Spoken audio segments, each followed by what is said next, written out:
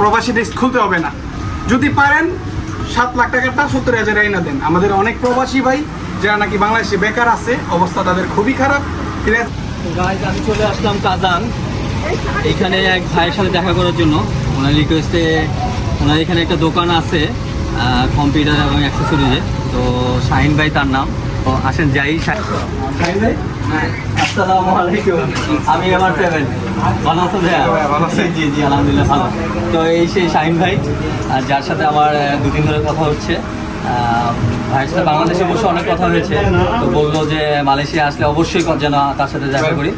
কথা হয়েছে, বললাম যে ভাই চলে আসেন ডাইরেক্ট আমাদের দোকানে। তো আসতে কিন্তু আমার অনেক কষ্ট হয়েছে, বাট আমি আসছি ভাইয়ের সাথে দেখা করতে।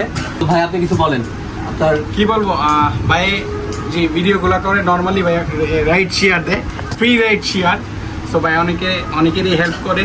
সবাই ভাইয়ের জন্য দোয়া করবেন। ভাইয়ের